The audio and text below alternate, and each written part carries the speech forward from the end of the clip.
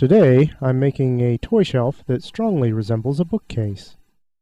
The first step was to take all of my 3/4 inch plywood and cut it to 12 inches wide for the two upright pieces of the carcass as well as the top.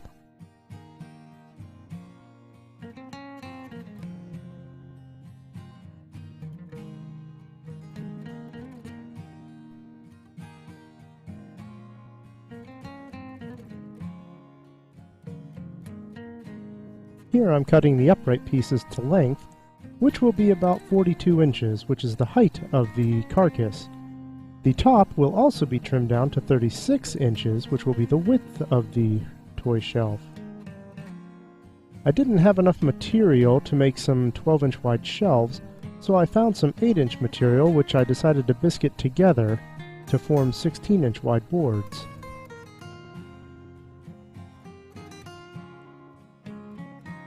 You can see that I'm using my wooden wedge clamps to hold the two 8-inch pieces of wood together. And here are the wooden wedges, and a quick tap from the hammer and everything is nice and tight.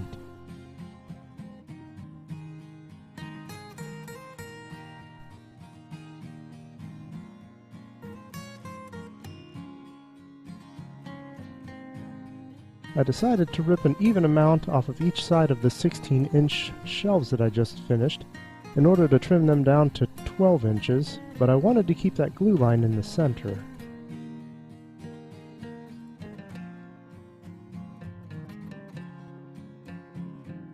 And here I am trimming the shelves down to 35 1/8 inches. They're not quite 36 because they're designed to go into some dados into the uprights. This is my exact width dadoing jig. Basically, you sandwich your shelf between the two pieces of wood, and it gives a nice straight track for your router to follow, which should be the exact width of your shelf. It just takes 2 passes from a straight bit on my router to make an exact width dado 1/4 inch deep.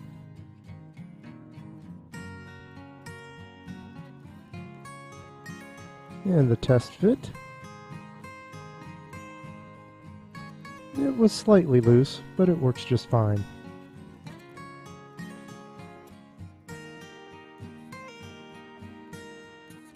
Here are all 3 of the dados laid out. They are on 13-inch centers. Just test fitting everything together. And there's the top, which is going to be biscuited on. So, a few more slots cut from the biscuit cutter into the uprights. And a couple more biscuit slots in the bottom side of the top board. At this point I decided to make the back. I found it's much easier to cut masonite with a scoring action and then break it later. It creates a lot less dust this way.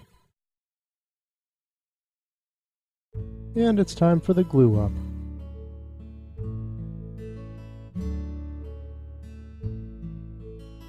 And here it is, all ratchet strapped together.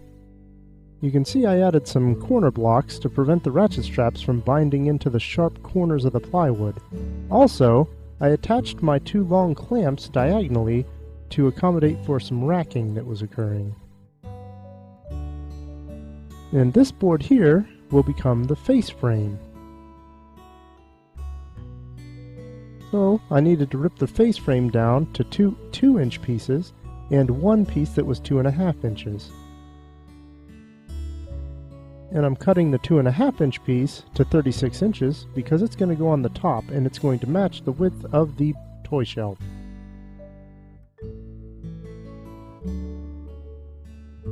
And here I'm cutting one of the 2-inch wide uprights. Now the scrap pieces left over from the uprights are going to cover the shelves. But the shelves are only 3/4 of an inch thick, so these need to be ripped down to about 1 inch to allow for a 1/4 inch lip.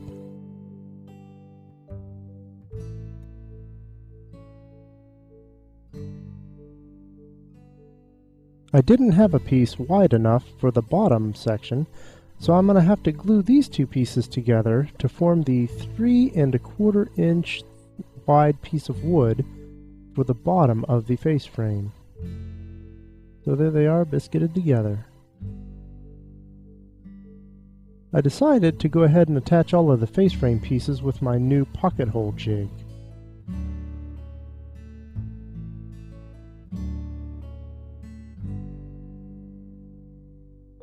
I didn't bother adding any glue at this stage because I knew that the face frame would be glued to the carcass eventually.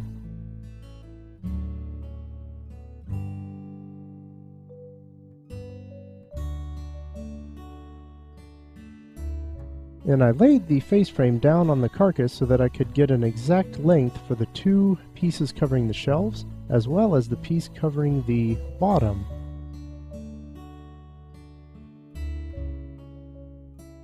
Once again, using the pocket hole jig to put the shelving pieces in.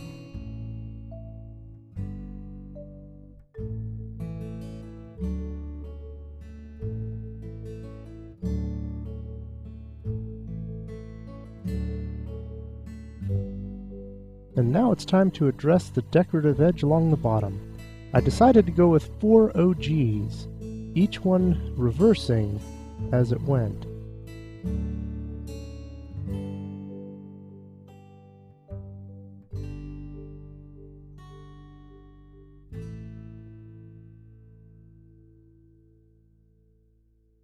I found the best method for cutting out the OGs was to just use a simple coping saw.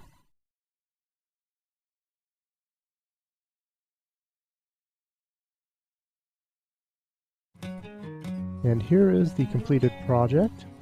It just needs a little bit of sanding. So I took my barrel sander to it.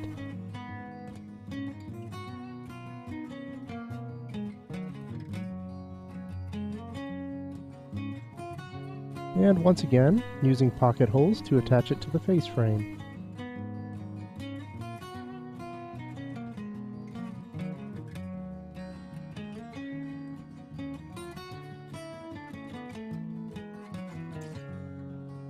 And here, I have the carcass upside down on my workbench because I intended to attach the face frame with glue and more pocket holes.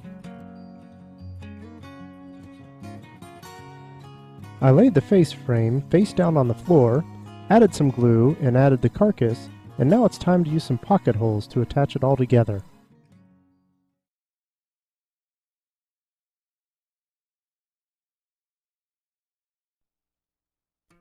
And here I've decided to clamp everything up because I did not put pocket holes along the sides because I didn't want to see them. The other pocket holes are hidden underneath each of the shelves. You can see I'm utilizing my wooden wedge clamps once again. And I had to plane the top of it because after many months of this piece of wood being in my shop, it had acquired many dings and dents.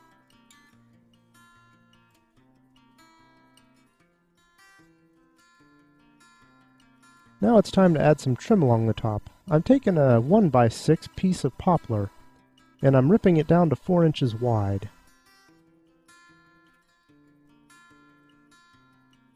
And I've decided to put a miter on each of the ends to make it look better.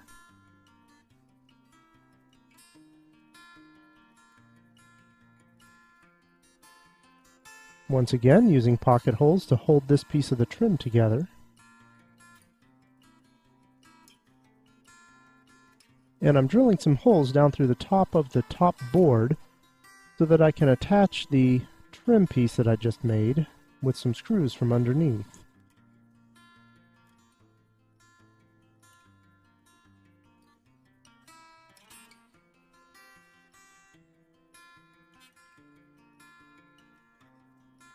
At this point, I'm cutting some decorative trim with a nice miter to make it look nice.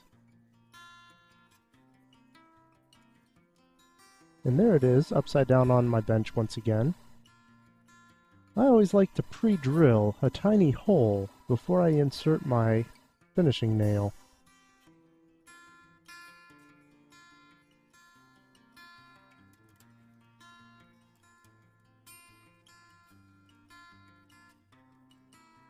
And I'll just use a center punch to make sure it's nice and flush.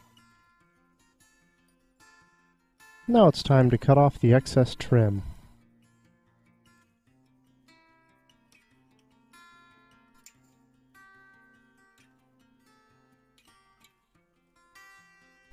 I decided to go ahead and give the center of these shelves a rough sanding because the glue had left things a little uneven. And there's the completed project. Each of the shelves has a 1/4 inch lip, and the top has the 3/4 inch trim, all of which are going to be used to prevent toys from falling off of the shelf.